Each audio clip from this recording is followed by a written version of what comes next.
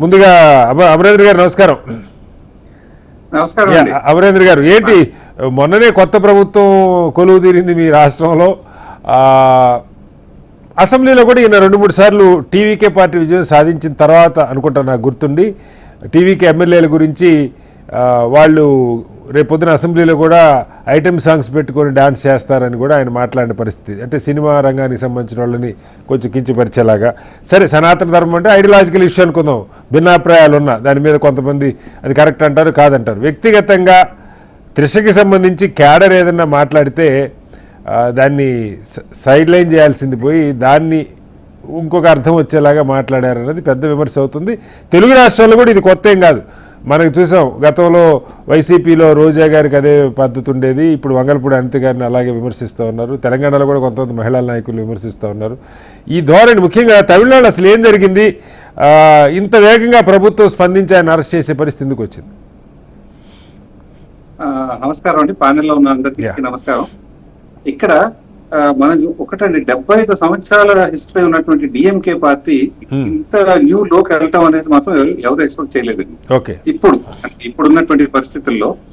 And ఇప్పుడు మనం ఈ 70 సంవత్సరాల్లో మనం డిఎంకే చరిత్ర చూసామంటే మాత్రం 1989లో మనం చూసాం జయలలిత గారికి ఏంటంటే అవమానం ఏదైతే ఉందో అసెంబ్లీలో వస్త్రాపహరణం అనేది, అప్పుడు డిఎంకేనే.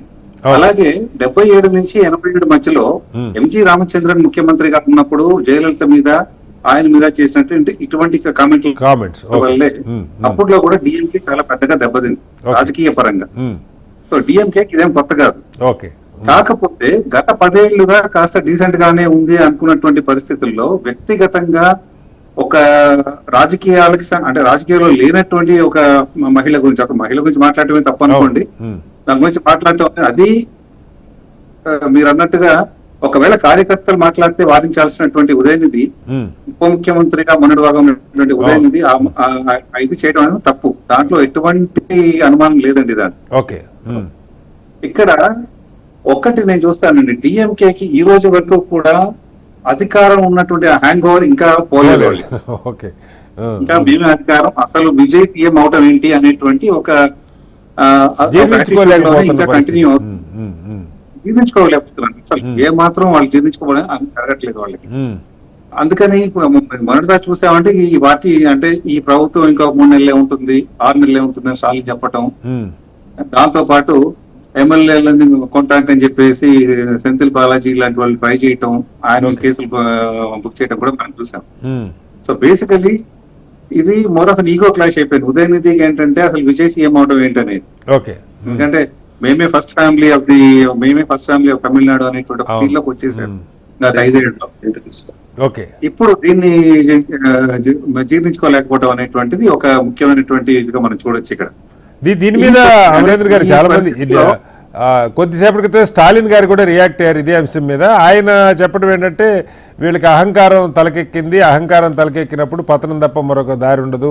అంటే ఈ వ్యాఖ్యలు పెద్ద తప్పు కాదన్నట్లుగా ఆయన మాట్లాడారు. డిఎంకే అధికారిక ప్రకటన కూడా అలాగే ఉంది, ఆయన మాట్లాడే దానిలో ఎక్కడ తప్పు లేదు, ఆయన ఏ మహిళను ఉద్దేశించి మాట్లాడలేదు అని వాళ్ళు చెప్తున్నారు. నేను అంటే టెక్నికల్ గా లీగల్ గా ఉదయనిధిని ఎవరు ఏమి అంటాక లేదు అక్కడ. కానీ ఏమాత్రం మొరాలిటీ అనే ఎవడైనా సరే, ఎటువంటి మనిషి అయినా సరే ఆయన చేసిన తప్పు అనేటువంటి చాలా క్లియర్ గా అర్థమైపోతారు అటువంటి వ్యాఖ్యలు. ఇట్స్ వెరీ క్లిస్టర్ క్లియర్ డబుల్ మీనింగ్ అనేది. రేపు లీగల్ గా నేను చేయలేకపోవచ్చు, కాకపోతే ఓకే ఇలా చేశారు కాబట్టి ముందు మాట్లాడితే ఇలాంటి అరెస్టులు ఉంటాయనే భయం అనేది ఒకటి వస్తే రావచ్చు డిఎంకేలో అని, లేకపోతే మిగతా పార్టీల్లో. వదలలేదు మమ్మల్ని వదలలేదు అనేటువంటిది ఒకటి చెప్పండి అమరేంద్ర గారు. అంటే మీరే చెప్పారు 10 ఏళ్ల క్రితం వరకు కొంచెం ఇబ్బందికరంగానే ఉండేది, ఈ 10 ఏళ్ళలో కాస్త డీసెంట్గా బిహేవ్ చేస్తున్నారు. బట్ ఉదయనిధి వరకు ప్రత్యేకంగా ఆయన ఒకటి కాదు, నేను ఇందాక చెప్పినట్టు సనాతన ధర్మం ఒకటే కాదు, గతంలో పళనిస్వామి శశికళ గురించి కూడా కొంచెం దీనిగానే మాట్లాడారు, ముందు మోకరిల్లాడినా అని చెప్పి. అట్లాగే మోడీ గారి గురించి అంటే రాజకీయంగా ఎవరైనా రాజకీయంగా ప్రత్యర్థుల మీద అనుకోండి, అరుణ్ జైట్లీ సుష్మా స్వరాజ్ చనిపోవటంలో ఏదో ఒక వేరే అర్థం వచ్చేలాగా మాట్లాడారు. అనేక అంశాల మీద ఆయన చాలా ఘాటుగానే, అంటే యంగ్ లీడర్ ఏదో తొందరగా ఎదుగుతా ఉన్న ఆలోచన, లేదా అలా మాట్లాడితే తప్ప మీడియాలో కవరేజ్ రాదని ఎలా అర్థం చేసుకోవాలి? అంటే ఆయన ఎప్పుడూ కూడా ఏంటంటే ఒక డిఎంకే అంటే ఈ ద్రవిడియన్ మూల అనేది ప్రమోట్ చేస్తూ వస్తున్నాడు ఆయన. ఎప్పుడు కూడా ఇటువంటి వివాదాస్పద వ్యాఖ్యలు చేయటం, సనాతన ధర్మం మీద ఆయన చేయటం అనేటువంటిది మనం చూసాం. ఈ రోజున మనం ఇవాళ పొద్దు నుంచి మనం చూసామంటే ఈయన చేసినటువంటి ఈ లూజ్ టాక్ వల్ల డిఎంకే అని నేషనల్ మీడియాలో ఉత్కారిస్తున్నారు అందరూ. మనం చూసామంటే పొద్దున్న నుంచి.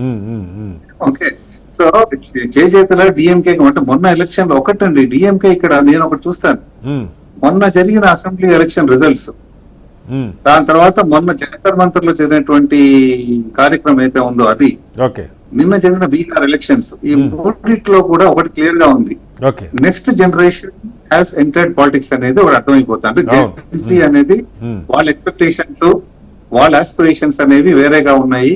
ఈ పాత తరం పార్టీలు దాన్ని అందుకోలేకపోతున్నాయి ఇక్కడ కనిపిస్తోంది. దాన్ని కొనసాగించేలాగానే ఈ రోజున మనం ఉదయనిధి చేసిన వ్యాఖ్యలు కూడా చూడొచ్చు. అంటే వీళ్ళు ఇంకా రియలైజ్ అవ్వలేదా? తమిళనాడు హాస్ బీన్ ఇప్పుడు కూడా టార్చ్ బేరర్ లాగా ఉండేది. ఇప్పుడు దీంట్లో కూడా వాళ్ళే ఫస్ట్ అన్నమాట. అంటే ఈ జెన్సీ వాళ్ళు వచ్చినటువంటి రెవల్యూషన్ అయితే ఉందో ఇది కూడా తమిళనాడు నుంచే స్టార్ట్ అయింది ఇప్పుడు. ఈ పరిస్థితి వచ్చినా సరే, ఇంత జరిగినా సరే మేము ఇంకా పాతకాలంలోనే ఉంటామనేది. అంటే ఇంతకు ముందు మనం చూస్తే 89లో జయలలిత గారి ఇష్యూ కానివ్వండి, లేకపోతే ఇంతకుముందు ఎప్పుడు చేసినా గానీ అప్పుడు సోషల్ మీడియా ఇంత యాక్టివ్ గా లేదు, ఎవరికి తెలిసేది కాదు. కానీ ఈ రోజున మొత్తం మన విజయ్ గెలవడ కారణమే ఇన్స్టాగ్రామ్ లో సోషల్ మీడియా అంటున్నారు. ఇటువంటి పరిస్థితుల్లో ప్రతి ఒక్కటి కూడా సోషల్ మీడియాలో హైలైట్ అయిపోతుంది. సోషల్ మీడియాలో ఉదయనిధికి ఎగ్నెస్ట్ గా చాలా పెద్ద ఎత్తున ట్రోలింగ్ జరుగుతుంది నిన్నటి నుంచి తమిళ సోషల్ మీడియాలో కూడా. సో నెక్స్ట్ జనరేషన్ ఓటర్స్ వాళ్ళ ఆస్పిరేషన్స్ ఏంటని అర్థం చేసుకోలేకపోతున్నారా, ఇంత పాతకాలపు ఆలోచనలు పట్టుకుని ఎలాడుతున్నారా అనేటువంటిది ఒక ఇదిలా కనిపిస్తోంది. రైట్ సార్, మళ్ళీ వస్తాను.